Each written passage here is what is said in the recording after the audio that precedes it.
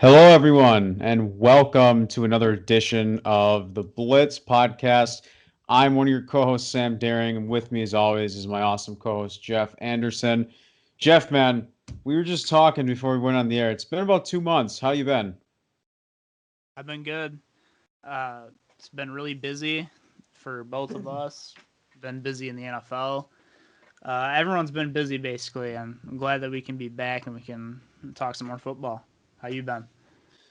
I've been good, man. I just graduated college. I know you got about a semester or so, correct? Correct. So you're hitting the home stretch as well. We're getting jobs now. Um, Hopefully helping us towards our career. I'm hoping to get another writing outlet lined up, writing gig lined up. I can obviously update everyone once that becomes official, but I'm gonna keep it on the DL for now. But yeah, man, lots to uncover. I honestly don't remember the last time we've had a podcast. I feel like it was before the NFL draft. So what we're gonna do here is instead of making this an NFL only podcast, we're just gonna talk football as a whole. But a lot of this focus now, these next few weeks, are going to be the grading the off seasons of the NFL. But before we go into that, I also want to do a brief segment here and there for college football. The one thing that has continued to be talked about, not just within the past couple of days here, but the college football playoff. Historically, we've seen the BCS, which is just the 1 and the 2 seed. Then they decided to make it more interesting and added a 4. But then now you got 5 and 6 complaining, and then they talked about a 6. And now they're going as far as potentially expanding it to a 12-team playoff. And I want to say it was this week it got they're taking a look at it. It went into the next step. I think they updated that last week, and that's it seems very promising that it's going to happen. Um, it's just a matter of will it go into effect this season because it is June, or will they put it into effect the following season if they still have a lot to plan out? But Jeff, man, what are your thoughts on that? I mean, at the college football playoff, I think 6 is good. I wouldn't go more than 8. To me, 12 seems like it's a little bit of a stretch. But what are your thoughts on that? So first off, just based on last year, I like the fact that they're expanding it. I used to be in the camp that 4 teams was the best that you like. That was a good number because after you get past 4 teams, it seems that the talent of the teams really drops off. There's like a really big disparity, especially right now in college football. We know there's 3 giants: Alabama, Clemson, and Ohio State. Those 3 are basically going to be guaranteed into the playoff every single year, and teams are basically just vying for that 4th spot. So I was okay initially with only having 4 spots because it meant that the best of the best were going to be playing. However, last year showed me that they needed to expand it somehow, and that was because of Cincinnati going undefeated in their play. But because they were a small team and they quote unquote didn't play any competition, they still only got ranked number 8 in the country. And to me, that shows that this vision they had of the college football playoff, where any team can get in, is completely bogus.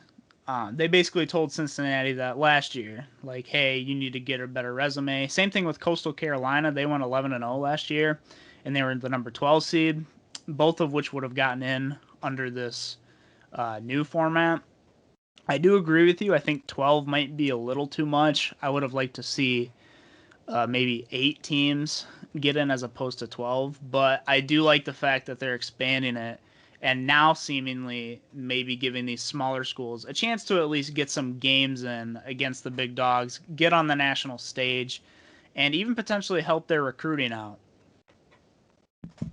Yeah, and one of the first, if not probably the first team that a lot of people are going to think of. You mentioned Cincinnati, obviously Coastal Carolina, Cincinnati Bearcats.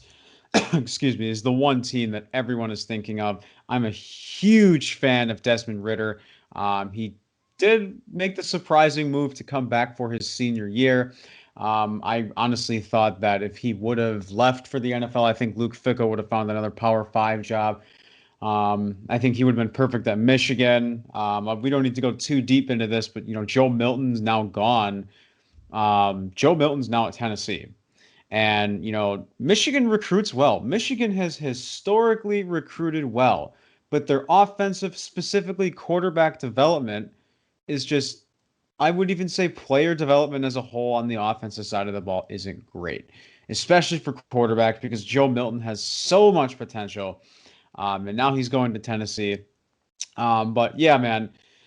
And I remember having this argument last year of, should Cincinnati deserve to be in the playoffs? And, you mentioned them. You mentioned um, Coastal Carolina, who I think a lot of people might even think that's a fluke season. They're still kind of a hit or miss team to me going into this season. Because I say this because we know what Cincinnati's capable of, right? Cincinnati played Georgia. They shocked. That was the bowl game. That was the game of Cincinnati and Desmond Ritter and Luke Fickell that said like they put themselves on the map, not just the entire season, but that game specifically. Georgia is historically recruiting well, although they did lose two 5 stars within the past couple of weeks here. But Cincinnati put themselves on the map by proving and making a statement to the committee that there should be an expansion. And I agree, Jeff. Like I have always been on the side of why expand it? Because you're just going to have two outsider teams complaining. And, maybe that's why they want to go as far as 12. Because if you go six, you're going to have 7 and 8. I think eight's perfect. I like six a lot. I think eight's perfect. I would even go as far as even 10 is a little bit of a stretch. But it should be interesting. And it's next week. Excuse me. Like next week they're going into the top decision makers. So next week we're gonna get a lot of answers in terms of when this will happen, if it'll go into effect right away, and stuff like that. It's gonna be crazy. And the committee is also ridiculous. The one last thing I was gonna mention is people were arguing Iowa State in the college football playoff. You got to think of teams that have a resume. You're not going to put a Big 12 team in in my honest opinion, I don't think a Big 12 team deserves to be in the college football playoff. Oklahoma, I think could be an exception. I would not even put Iowa State. I could have this conversation for hours with you, Jeff, but it'll be interesting. And I think it'll be interesting to see what that comes down to, and I think we're going to get a lot of answers next week. Hopefully so. Just a side note, I would have rather put Oklahoma in before I put Iowa State in.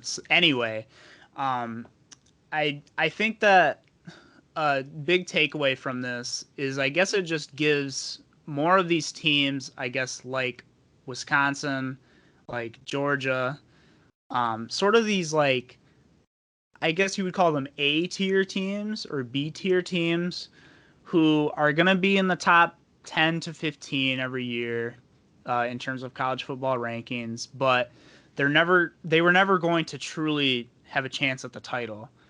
They can now pitch to recruits that they are a college playoff team and we can get you on a national stage and get you exposed to a national audience at the end of the season. And that's going to be really important going forward for these schools, how they're able to leverage that. So I think it's going to pass next week. And I think you could even see it as early as this year.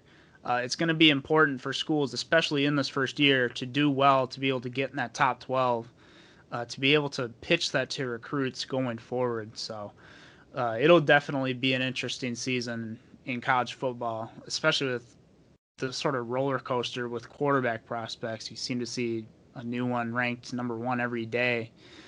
So this should be a really exciting college football season, to say the least.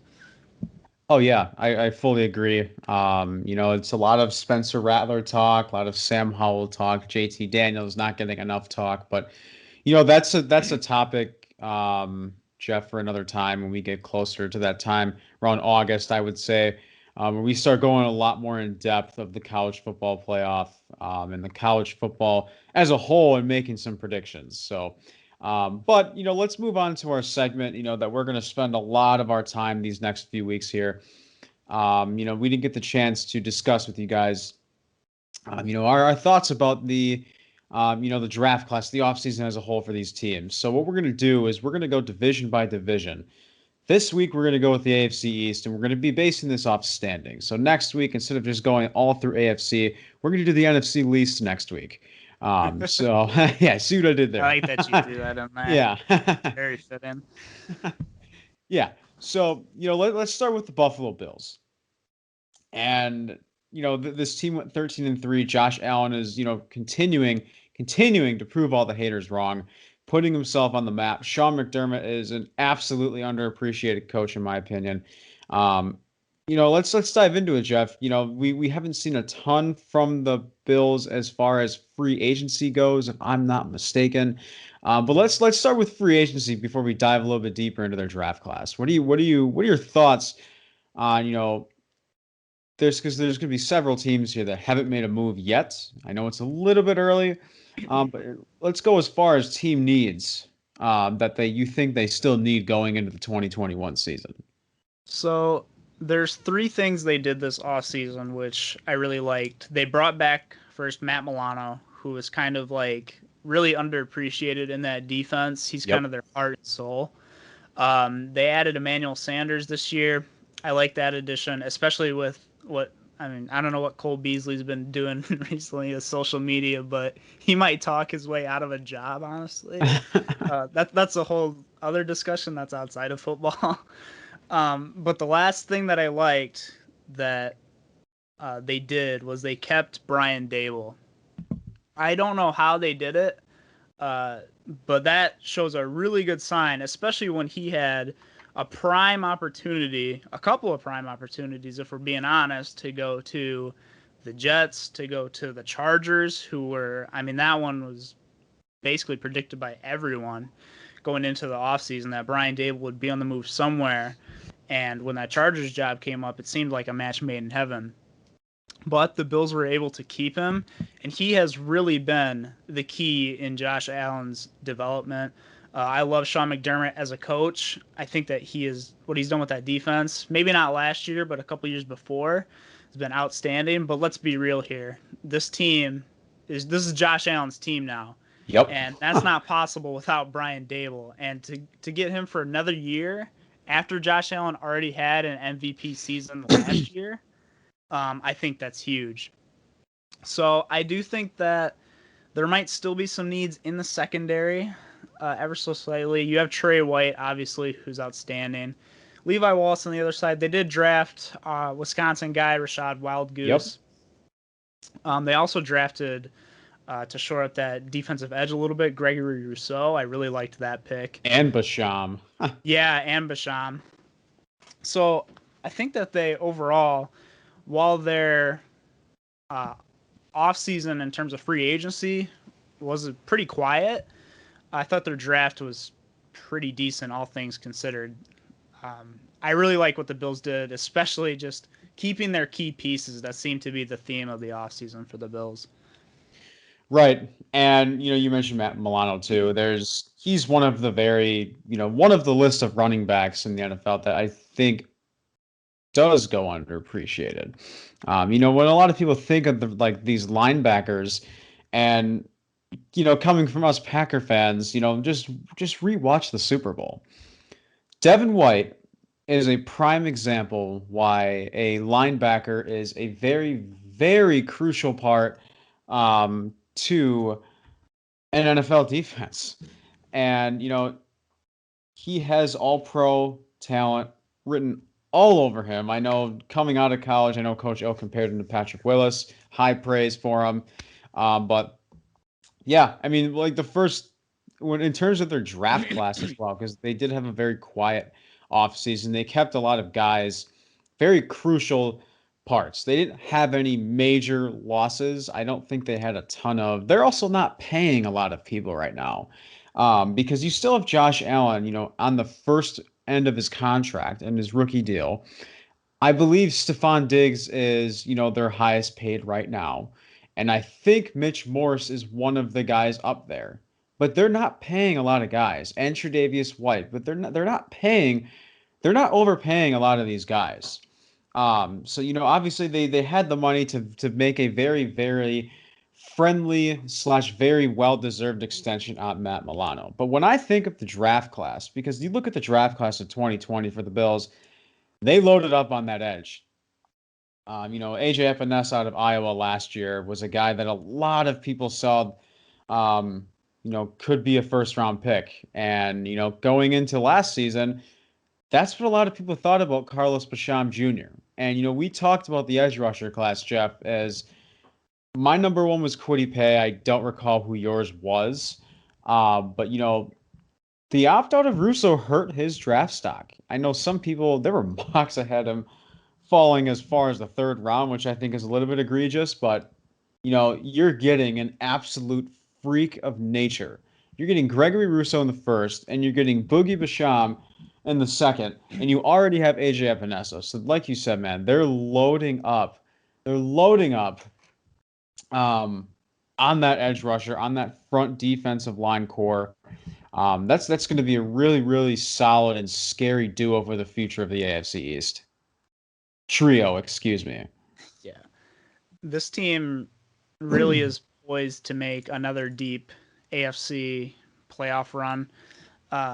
Obviously, their biggest issue is getting past a certain someone in Kansas City. I feel like, that's going to be the case for the next 10 years or so. But that really is the biggest hump to get over. And we saw last year in the Super Bowl what happens if you can get pressure to Pat Mahomes. And this isn't just for Patrick Mahomes either. This is for any quarterback.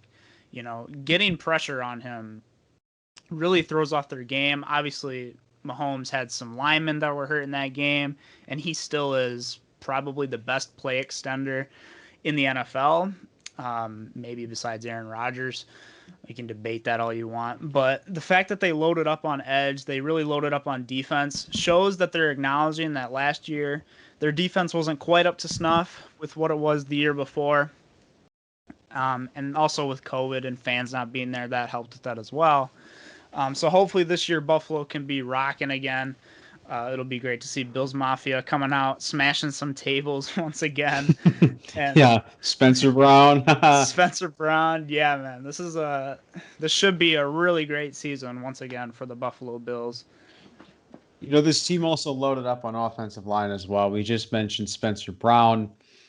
They drafted Tommy Doyle. They drafted another guy later out of Texas Tech. There's one name that I want to talk about very briefly. And that's a guy that I'm very high on, and that's the speedster of Marquez Stevenson.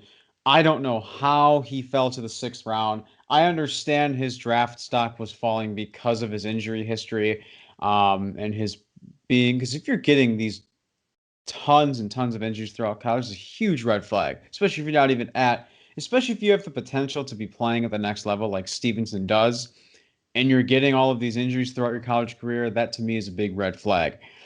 But he's ran in the low 4.3s. And, there was a reporter that mentioned that Stevenson had said it was windy when he clocked in. I believe it was a 4.45. It was windy that day. But this dude's lightning fast. He's insane. That is one guy that I wanted on the Packers. He would have been their true slot guy. You mentioned Cole Beasley's comments on the NFLPA from the other day. We don't need to go too deep into that. But there's quite a few teams now in the AFC that are building their team to beat the Kansas City Chiefs. The Baltimore Ravens are one of them, and the Buffalo Bills are probably the second best team. They are the second best team in line in the AFC to beat the Chiefs. And we don't see a ton from Cole Beasley. I think he's kind of up and down. We see a little bit of inconsistency. He isn't terrible. I think he fits what Buffalo runs in that offense. But they need another athletic and speedster to pair up with Diggs. I'm not saying Stevenson's going to walk into a wide receiver too, but he's got that potential written all over him to come in and be that guy. And, there was a guy in the Bills wire that had mentioned Marquez Stevenson might be the Bills' best bet to match the speed of Tyreek Hill. A little bold, But in terms of speed, we all know that Andy Reid loves speed. And, if there's one thing on the offense that we know that the Bills lack, they lack a lot of speed, especially in their backfield. We have Diggs, Beasley somewhat fast, but honestly, I would say outside of Diggs, they need a reliable wide receiver 2 weapon. And I think Marquez Stevenson is going to develop into a very, very stud and steal of a draft pick that was selected in the 6th round out of Houston. Also, don't forget former Packers star who Aaron Rodgers was furious that he left, Jake Kumarov.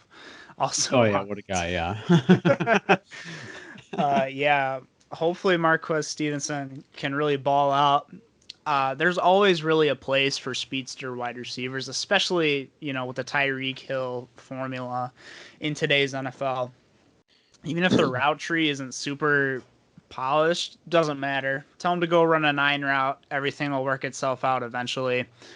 And even I think that there could still even be a spot for Cole Beasley potentially if Stevenson is there, because Stevenson could be your deep threat guy. Cole Beasley was always a guy who sort of worked underneath a lot. He does a lot of dink and dunk stuff. But like you said, they are kind of missing that speedy guy downfield. Stephon Diggs, we know he catches everything in sight, but he isn't necessarily the fastest guy in the world. So if you can have Diggs working closer to Josh Allen, to have him as a reliable, all right, I'm going to find this guy every single time, every single play, I'm going to be able to throw it to him. Well, you have Stevenson just running from the slot just toward the end zone every time. I think that's a great recipe for this team. Thing too is, when you think of speed out of Stevenson, you also think of yards after catch. And I'm not saying that the Bills immensely struggle, but they need another guy beside Diggs that can really flourish with that. And I think Stevenson's the perfect guy, to complement him. Not necessarily will walk in and be that wide receiver 2 option, but I think they did also lose John Brown to the Raiders. So that receiver room is not overly deep in Buffalo. And if it is deep, it's a lot of unproven talent. Because I think we know what Cole Beasley's capable of. I don't think we never really. I think he had a very short-lived prime over in Dallas. I don't even think he ever hit his prime. But I think I think it's safe to say we all know what Cole Beasley is capable of. And I think Cole Beasley fits well with what Buffalo runs on their offense, but they need another stud guy, um, a stud slot guy, and I think that's what Stevenson can bring to the table. But let's go on to the Miami Dolphins here. 10-6 season, just shy of making the playoffs.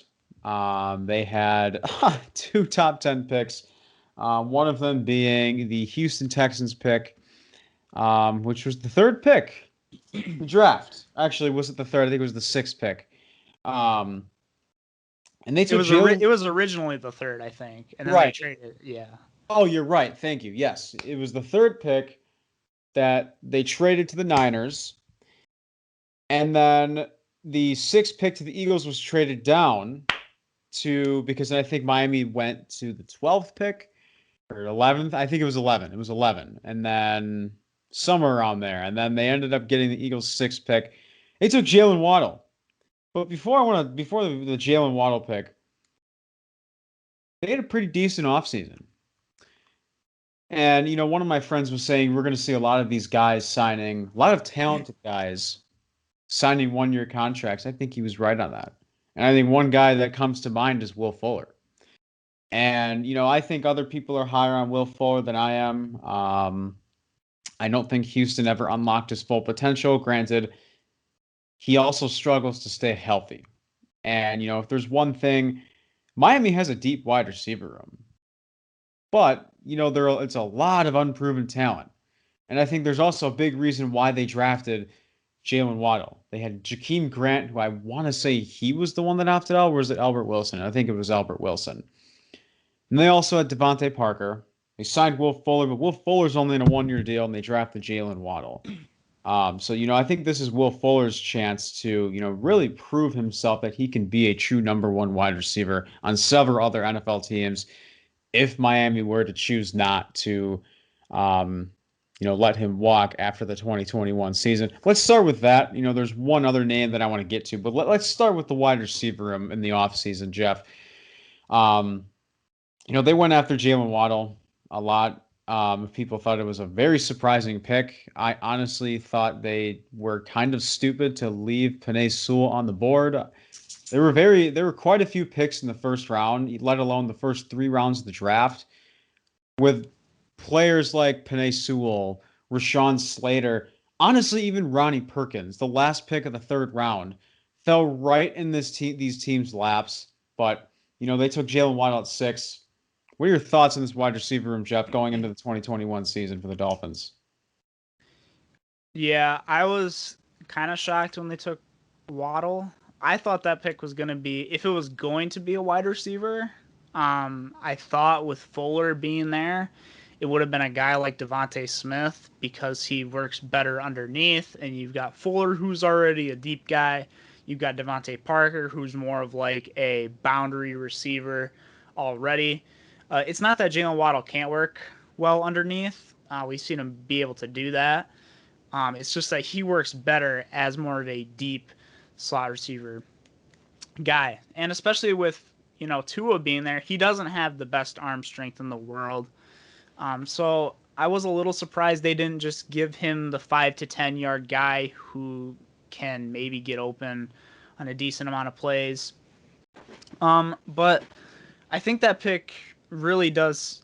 And did you see the reaction from Jalen Waddle when that pick happened? I did. Yeah. He didn't look necessarily, and I think he said in an interview He'd rather have that Mac Jones as his he'd rather quarterback, have Mac Jones. which I think is absolute blasphemy. But yeah, continue. Yeah, but that might be a point of contention as well. Is like, how much does Jalen Waddle want to play for here? And obviously, if he's a real NFL player, he's gonna play for whatever team he went to. Right. But I think this whole offseason for the Dolphins was really about, let's see if Tua is our guy. Last year he didn't have an amazing year. He got benched a couple of times, actually. I was a little surprised, honestly, how bad Tua did last year. But they added Jalen Waddle. They also drafted Liam Eichenberg a little later in the draft. Hunter Long they added as well. So they really added some decent pieces to this offense. And they also had some guys, which I loved, that they drafted on defense. But really, this whole draft offseason, to me, was about getting Tua help and kind of the Daniel Jones route that the Giants went with this offseason, even if I thought they didn't get the right players. Basically, just surrounding your guy with as much offensive talent as possible, give him the keys to the offense, and see if he can make it happen. And if not, there's a chance that the Dolphins. This might be a little early to say, but they could be looking to move on from Tua if he looks really bad as soon as next year. Yeah, and speaking of Tua, that's the other player that I wanted to talk about. And Darius and I have had multiple conversations about Jacoby Brissett. And can he be a team? Can he be a guy? Can he be a future quarterback one? Darius says yes, absolutely. And I'm not fully disagreeing with him, but I also want to see more from him. And I honestly thought that Jacoby Brissett did a better job than a lot of people gave him credit for, especially after 2 seasons ago, I believe it was, where Andrew Luck hung up the cleats in a shocking manner with a shoulder injury and during a preseason game. But yeah, and that signing to me shows, yes, I understand it's only been 1 year, but you taking Tua at the 4th pick in the 2020 draft and you taking Jacoby Brissett, yes, only a 1 year deal, but that to me shows me that tells me you don't have a lot of faith in Tua going into the 2021 season. Because at the end of the season, Brian Flores said Tua's their starter going into the 2021 season. And I also think they made the mistake, like we've seen several other teams, cough, cough, Cleveland Browns, put in their rookie quarterbacks when they don't need to be starting. Look, I think Goff is terrible, but look at Jared Goff. The Rams didn't put him in until they knew they were out of playoff contention. And, now Matt Nagy is saying, which is smart. They traded up to 10. Ryan Pace saved his, GM, general manager duties by trading up to 10 for Justin Fields. And Matt Nagy, which is not surprising, I don't know if there's any Bears fans or anyone that's actually surprised by this, that they're saying that there's no chance that Justin Fields is the week 1 starter. I'm like, why would he be? You're trading up to 10 if you truly think that he is your guy. Why would you rush him in? And that's my point I want to make with Tua here. Is Ryan Fitzpatrick, yes, we see him for 4, 5, 6 good games out of the season, and then he struggles. But you draft Tua knowing that he very well could be your guy. If you truly think that he's going to be your guy, I don't think Fitzpatrick should have been benched right away or that early for Tua. I don't think Tua should have played a snap in the NFL unless Miami was in a worse position, I should say, than last season, like the Rams were during Goff's rookie year, where they were 3, 4 games out and they knew they were out. Then yes, you test it out. But them signing Brissett, that could be a QB battle. Or they go into week 1 being a quarterback by committee because Jacoby Brissett has shown that he can be a capable starting quarterback. I still would like to see more, but this to me shows that they don't have as much faith as everyone thinks into going into this season. I'm not saying for the future, but at least going into this season, because before the draft, Brian Flores went from saying, Tua's our guy next season. And then there were other guys, I don't think they leaked the players, but there were players that said they didn't like Tua, which I think is ridiculous. I know I have a lot of other friends like James Tree Fry, fellow Blitz member. He's higher on, Tua than I am, but there's a history of left-handed quarterbacks that just historically don't do well. The last left-handed quarterback I remember being historically well was Michael Vick. Recent history. And left-handed quarterbacks, it's tough. It's very tough. And Mel Kiper Jr., which I still think is very bold to this day, goes on to say that he's going to be a left-handed Drew Brees. We've yet to see that. And I'm not going to say I don't think he was terrible. We definitely saw some on and off. We saw some promise from Tua. We didn't see a lot of the deep balls, a lot of short passes, especially in his first game or two that he debuted. But it'll be interesting. And I don't think I would say right now your statement on that is bold. But I think the Dolphins they're well over half of their season is going to depend on how Tua does. Exactly. I think what Mel Kiper, or here's how I'm going to interpret what he said. I think he thinks that he could be Drew Brees as a lefty because their game is very similar. Right. I've seen comparisons where if you mirror Tua's throwing motion as a righty, it's almost identical to how Drew Brees throws the ball. You think they're both, not the most athletic guys in the world. Their arms both weren't super great coming out of college. And they both need a little bit of help around them in order to do well, which is fine. Most quarterbacks do. But it also kind of burns when the very next pick in that draft, I believe, was Justin Herbert, who, I mean, he just blew. 2 picks, yep. Yeah, he went insane last year, and he's going to be, him and Joe Burrow are going to be battling out for who's the best quarterback in that class for a very long time. So it's just kind of I feel like that adds pressure to Miami here, knowing that, a couple picks later, a guy who is, now arguably going to be the quarterback for the Chargers we could be the next 10 years, 15 years, and you potentially have Tua who you whiffed on. So this preseason is going to be very interesting to watch to see how Jacoby Brissett does there, see if he can maybe work his way into a couple starting reps. Maybe if Tua gets hurt or something again, because Tua does have an injury history as well. So interesting season for the Dolphins, that's for sure. Yep. And I think that's the one name that everyone's going to be talking about on the Dolphins is Tua and his production. And I understand, yes, it's only been 1 year, and it'll be interesting. And before we go on to the Patriots, I mentioned Marquez Stevenson for the Bills, and I'll give this one to you, Jeff, because you had mentioned, and I got one guy in mind. I'd be curious to see if you had him as well. You said the Dolphins, you love their defensive picks for the draft.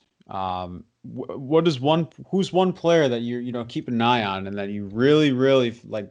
You're really liking this pick. I loved the Jalen Phillips pick.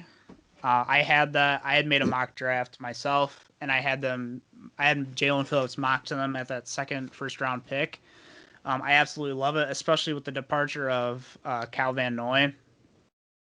I believe he is going to.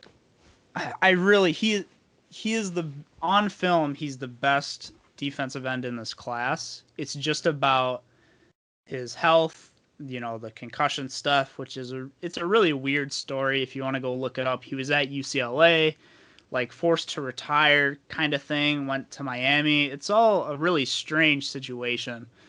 But Jalen Phillips, if he can play up to his potential, he's going to be the best edge in this class. No questions asked. And that's also going to be a really interesting debate between him, Kwity Paye, Gregory Rousseau, whoever you had as your edge one, as to who comes out at the top of that battle. So he's someone who really jumps off the page for me with this Miami defense and what is already a very good defense. Yeah, I mean that wasn't what I expected, but it's a very, very, very reasonable pick. And with the opt-outs of Gregory Rousseau, with the struggles of Quincy Roche, talk about a guy that dropped, ended up getting picked up by the Steelers in the early day 3 of the draft, 4th or 5th round, I don't recall. But in terms of body frame and length, Jalen Phillips has it all. And he might not have the stats throughout his career, his college career. Like he might not have a Kwity Paye or Gregory Rousseau stats, but in terms of upside, I think he has the potential to end up being one of the best edge rushers that comes out of this draft class. Now, I'll mention mine very briefly. I'm going to go with Javon Holland. And Yeah. the secondary of the Miami Dolphins, they went out and signed Byron Jones a few seasons ago. Xavier Howard put himself on the map and was one of the Comeback Player of the Year award. Was it Xavier Howard that won or Verrett? I think it was Xavier Howard that won, correct? I think so. It was one of those two. I think it was Xavier Howard because Verrett was on the map. It was between them two, and I don't recall the third. But what I think Brian Flores is and probably did fall in love in this draft class for Holland, was his versatility. And I think obviously where he's going to flourish and where he did flourish at Oregon was as a safety. But we also saw a lot of strengths from him coming out of the slot corner. So this could be a guy that could come in and be that day one starter for safety. But let's say you lose a guy like Byron Jones later on, or maybe, even let's just put Byron Jones there, for example. You lose a Byron Jones, then whenever his deal is up, because I don't think it's up after next season, what you could have a guy like Javon Holland pop in the slot corner, depending on what the safety room looks like. But in terms of, depth at the safety room, they don't have a ton of depth. They don't have a true safety. And in terms of other safeties like Talanoa Hufanga or Hamza Nasruddin in this class, Javon Holland isn't the most explosive safety. I think when you think of more explosive, you think of a guy like Hufanga, who I love. I believe he went to the 49ers. Niners or Giants. Again, that was my favorite safety coming out of the class. But I think what Brian Flores is going to fall in love with Holland is that he is able to excel in multiple aspects around the field. And I think he's going to be a very crucial part of the secondary. And I think he's got the talent, um, to be one of the best and one of the most talented safeties coming out of this draft class. Because we saw a lot of safeties fall. We saw Nasruddin fall. Coming into his combine, he was more fit for a hybrid role, which, they think that was very safe to say because of his height and his body frame. And, Hufanga fell, which Hufanga was one of the leading tacklers at USC. And, Holland was picked up, second or third round. I know he was a day 2 pick. Um, that is going to be a very crucial part, and I think he could turn into be one of the future defensive playmakers for the Miami Dolphins. The secondary is looking very good for the Dolphins with him, Byron Jones, Xavier Howard. Those three guys, that's going to be a three-headed monster in Miami, especially with Byron Jones not being there last year. So their defense is good, man. It's just about the offense, just about one guy, really, that we mentioned earlier with Miami. Yep. So here is probably one of the most interesting teams of not only the AFC East, but the entire NFL. The New England Patriots finished 7-9. Cam Newton is back on a 1-year deal, which I honestly think I kind of think is rightfully so. You're not going to draft a quarterback and put him into the starting position. Although Mac Jones was another guy that fell right in the Patriots' laps at 15. They had another guy who I mentioned, Ronnie Perkins, falling in their laps. But, let's start off with their offseason because they went and had themselves an offseason. You mentioned Kyle Van Noy departing from Miami. He's headed back to the Patriots. And if I'm not mistaken, isn't Matt Patricia back on the Patriots coaching staff? I think so. I think he crawled back into the Belichick cave. I'm pretty sure.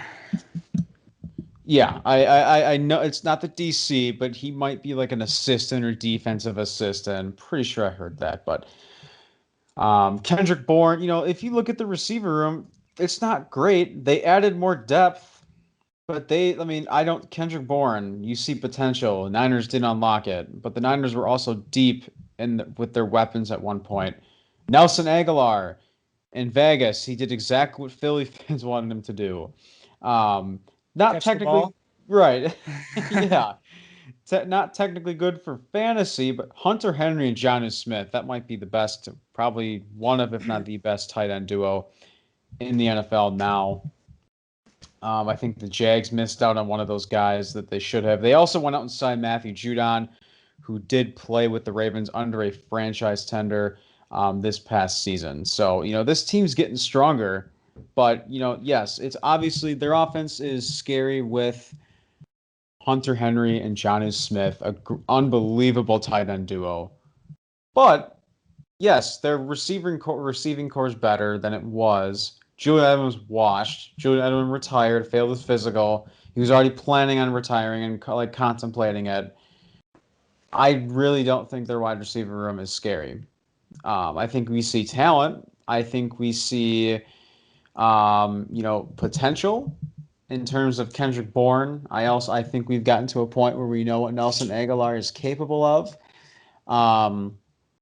and it'll be interesting. But what are your thoughts on the free agents that they signed? Because I think they won big with Matthew Judon as well. So, like you'd said, they really made some moves on offense. Jonnu Smith and Hunter Henry. We knew that they needed a tight end. We didn't think that they were going to go out and get two of the top tight ends in this class, but here we are. And Jonnu Smith is really going to be the guy who is sort of more of their blocking tight end. Hunter Henry, he can block, but he's better as a receiving tight end, and he's got a little bit of injury history. So it'll be interesting to see how they play it with him. And then as for their wide receivers, you'd mentioned Nelson Aguilar. He's going to, I guess, be their deep threat, which with that Cam's age, it's going to be interesting to see how they use him because Cam doesn't quite have the arm that he had once before with the Panthers. And then Kendrick Bourne. I don't know. I guess we just haven't really seen enough of him to really know what he's going to be. I do think that it's clear with this whole class in general, they were really trying to address their weaknesses. Tight end was a weakness last year with the absence of Gronk. They are acknowledging that the N'Keal Harry pick just has not worked out. And I mean, there's still a chance that he plays into this somehow, but I really don't think so. I think with the Bourne and Aguilar signings, that's kind of Harry's nail in the coffin, if you will, a little bit. They also got Trent Brown in a trade from the Raiders, who for whatever reason just decided to implode their offensive line. So that was a great pickup for them as well. But one name that I want to bring up here for them, that's a certain wide receiver from Atlanta who went to Tennessee this year, Julio Jones. After seeing the details of that trade, I'm so surprised they didn't go out and get him. Uh, Only a second and a fourth, I think, for Julio Jones, who even with his injury concerns and the big price tag you got to pay for him, is still a top 10 receiver in the NFL to me. So I think the fact that they didn't go out and get him was a little bit puzzling because in the past, the Patriots have always been those guys who go out and get that top receiver. That big example, obviously, being Randy Moss. But other than that, I did really like what they did with their offseason. I think they're going to be one of the better teams going into next year in terms of improvement, especially with Bill Belichick as your coach.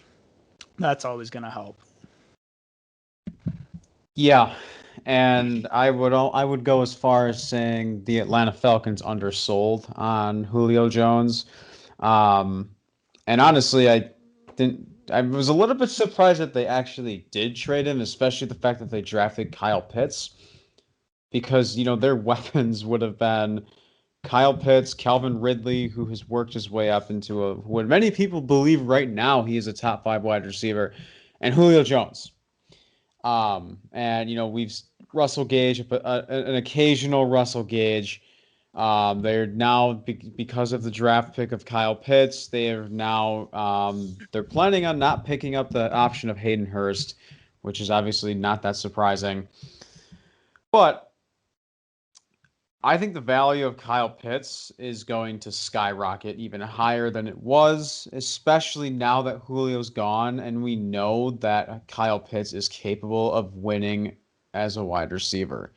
He's going to be their primary tight end, obviously, but I think we'll see quite a bit from him in the wide receiver as a wide receiver, especially from what we've seen him being capable of at Florida. But yeah, I mean, the Patriots should have went after Julio. I think their obvious big one was Judon, but they also had guys fall in their lap.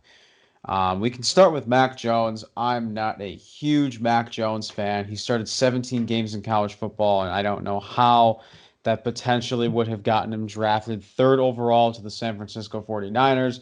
If the Niners would have taken Mac Jones at the third overall pick after trading all of that I think that would have looked silly. I think that would have been very close, if not exactly like another Jimmy Garoppolo 2.0. But Mac Jones had also said during his workout, his pro day, he talked to the Saints, he talked to the Patriots. I think he was one of those two. I want to say might have been the Patriots that he was really intrigued by.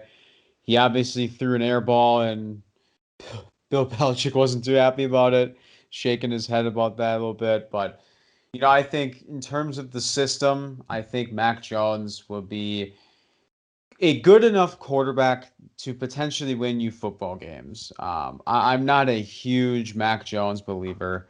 Like I said, the fact that Jalen Waddle came out and said he'd rather have him than Tua is blasphemous. But I think if there's one thing we can point out on Mac Jones is his character and his work ethic. And we've seen him with a cigar in his mouth his freshman year. Or was that freshman year? Um, Probably. yeah, with his I don't dad know. with his dad bod popping out, Yeah. and and him working his way up.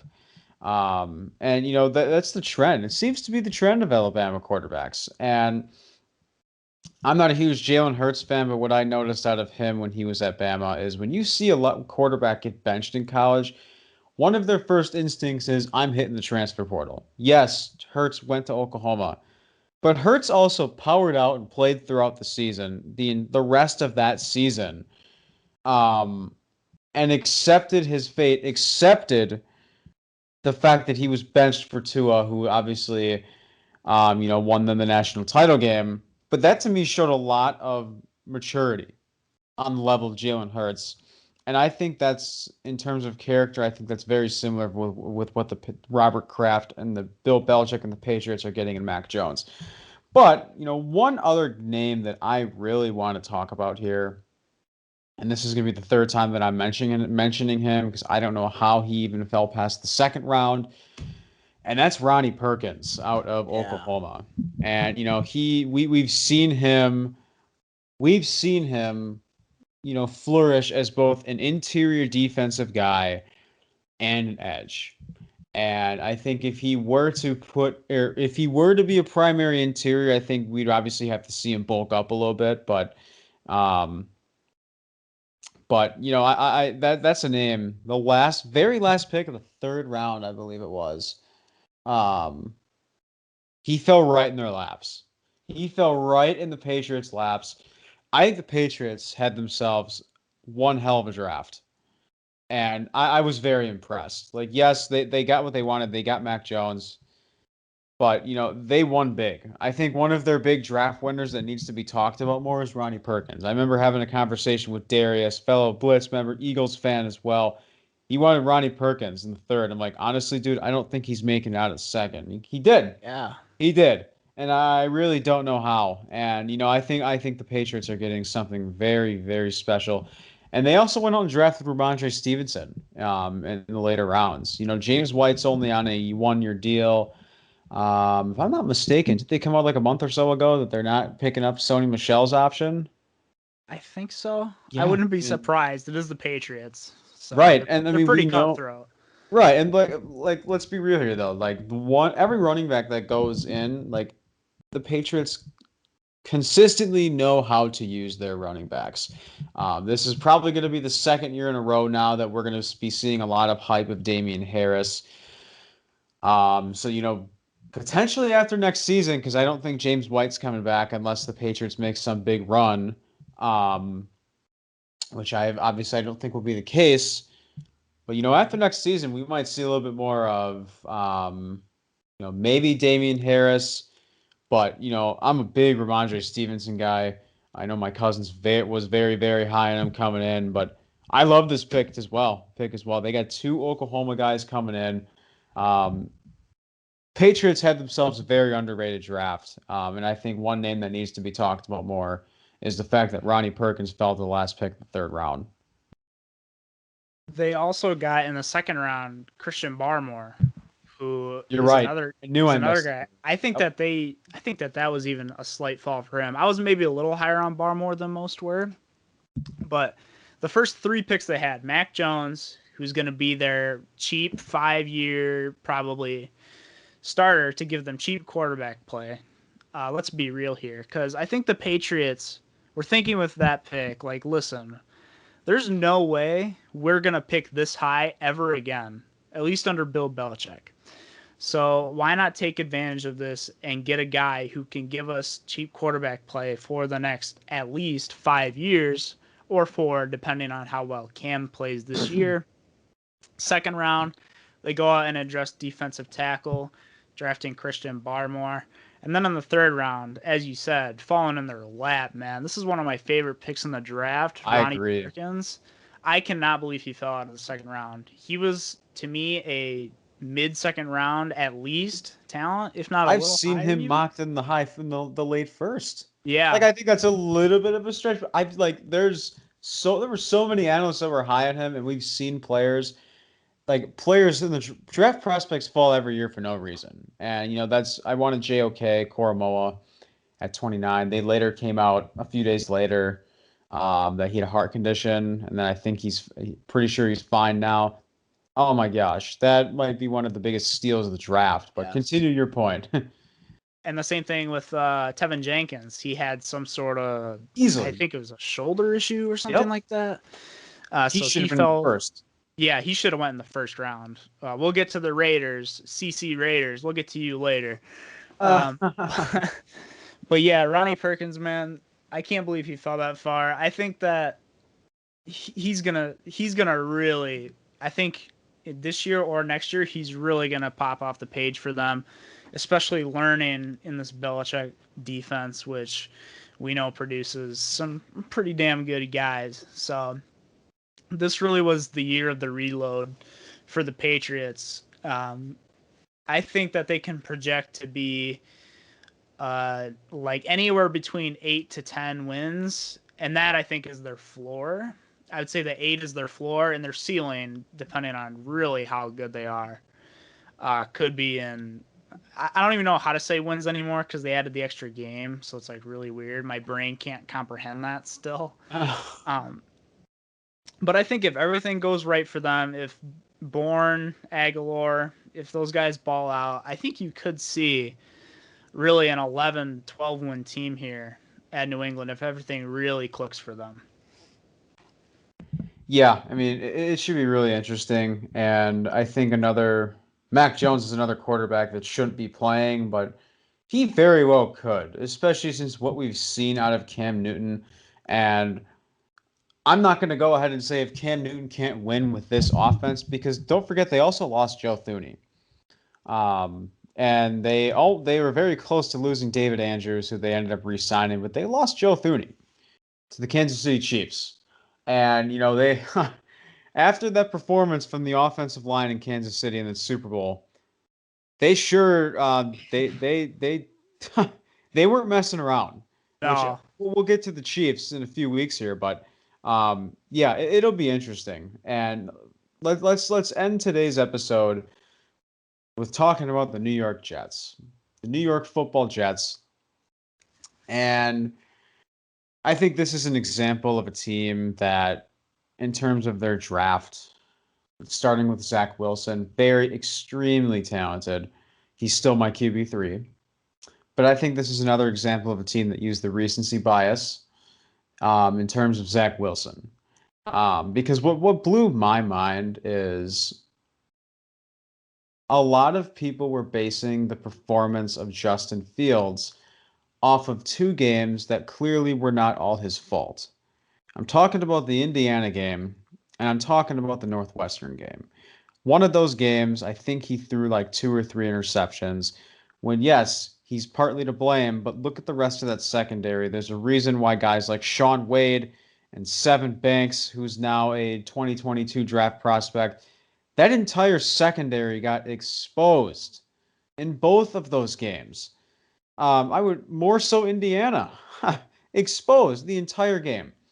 So I mean, I think the Bears have a very bright future as well with taking Fields, but the Jets went 2-14.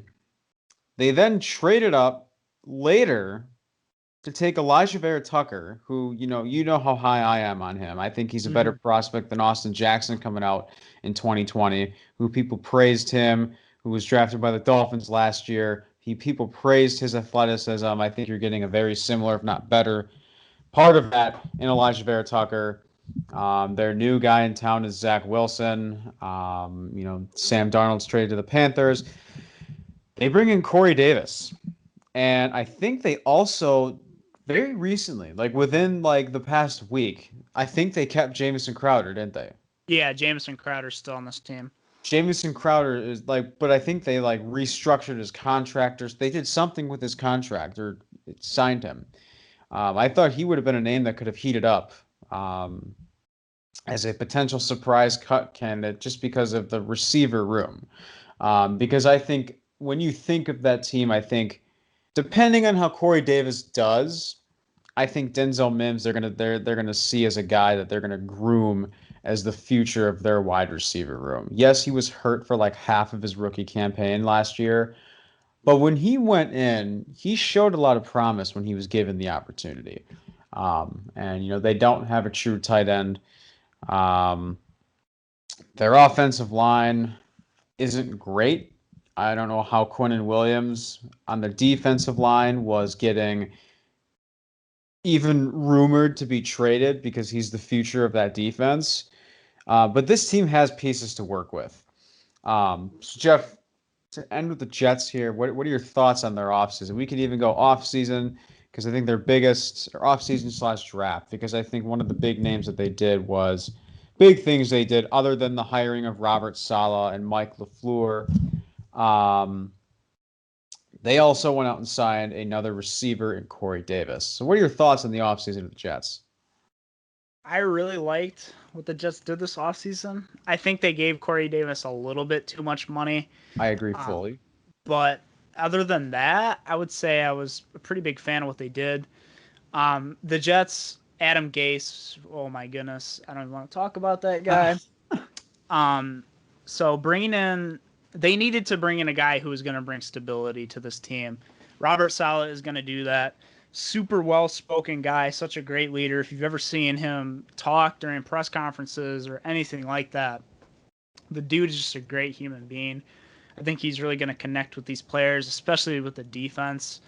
And then bringing in Mike LaFleur, never a bad thing to have a guy from the LaFleur-Shanahan tree as your offensive coordinator.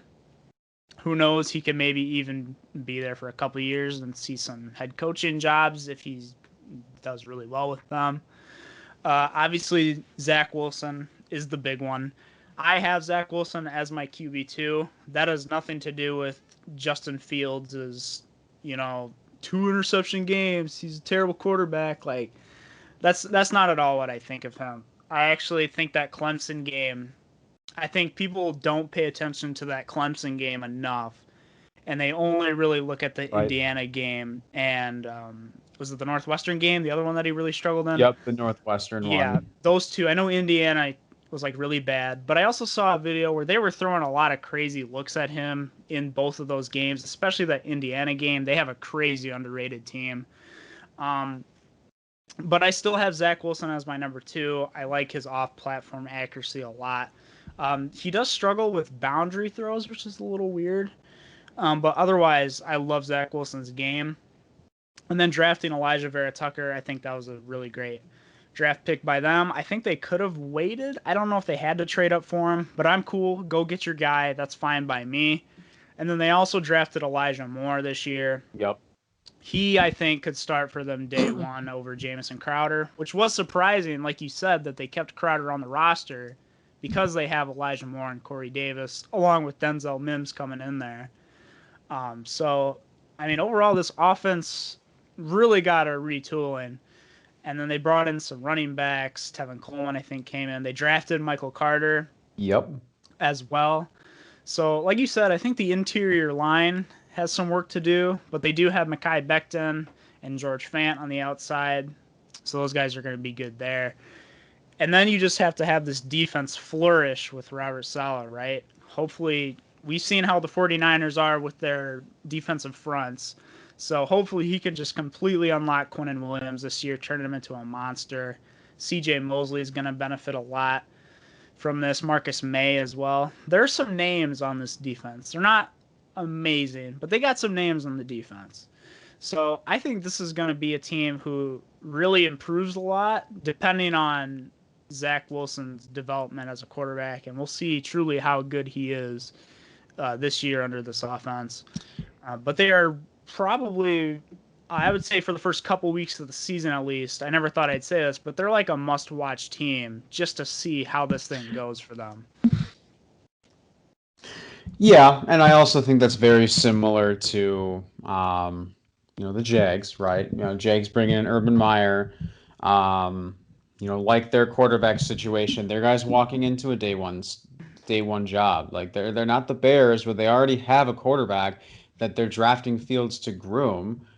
No, they're grooming Lawrence and Wilson as they go. They traded Darnold for a reason. They have Minshew on their roster, but they didn't draft Trevor Lawrence to be a backup to Gardner Minshew. So, and even Mac Jones, they didn't draft Mac Jones. Mac Jones is not going to walk into a day one starting job. It's Cam Newton's job to lose.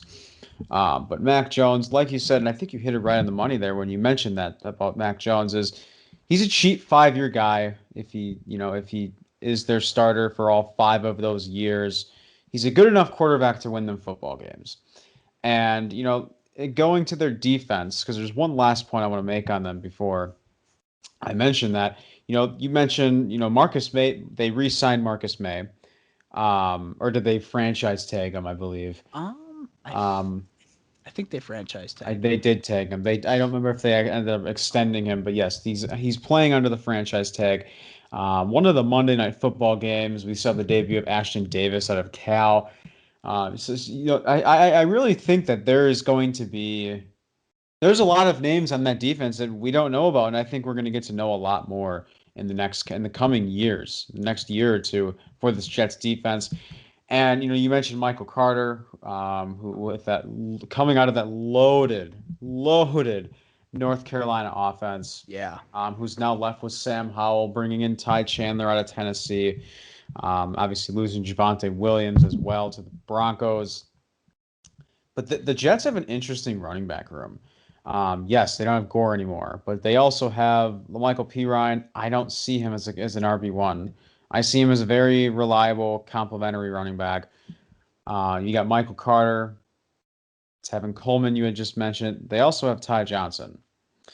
And, in terms of starting, I think Michael Carter has the potential to be the future starting running back of that team. I don't think it's P. Ryan. I think P. Ryan is a valuable guy to have in your backfield. And I had mentioned last year that, or in the 2020 draft, that P. Ryan is an underrated guy. Never said he was going to start. Never said he's got Travis Etienne or Najee Harris potential. But I think he's been a very from the because I think he did get hurt early on in his rookie season. The opportunities he was given, I think he was very productive, and I think he's only going to grow from there.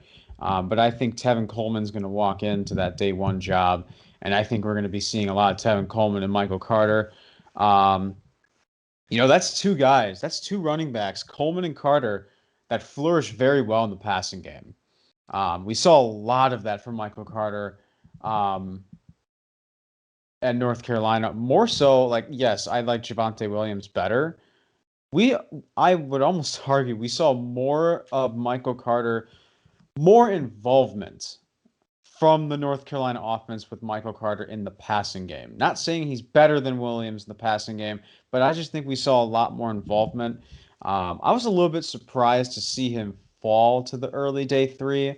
Um, I didn't expect him to go in like the second round, but I was expecting somewhere near the third round range, mid to late third. But again, he did go very early in the fourth round, so that's an interesting running back room. I'd be interested to see how they handle that going into week one if they do, what the Ravens did last year with was it Gus or Alex, or it was Mark Ingram, J.K. Dobbins, and it might have been Gus Edwards. Yeah. They did a running back by committee. So I mean that could be potentially something you see the first few games of the season for that Jets backfield. I think I think the future is going to be Michael Carter. But if they don't do that, I think it's going to be Coleman and Carter as your 1-2 guy, and then P Ryan is your valuable 3 guy. So I don't think you see a ton from Ty Johnson, but wouldn't surprise me if they do end up keeping 4 running backs on that roster, being all 4 of those guys, though. But that's going to be an interesting backfield, though, for this coming season. For sure. Just this whole division has got a lot going on in it. There's a lot of turnover, besides maybe the Bills. But even they have some interesting storylines heading into this season.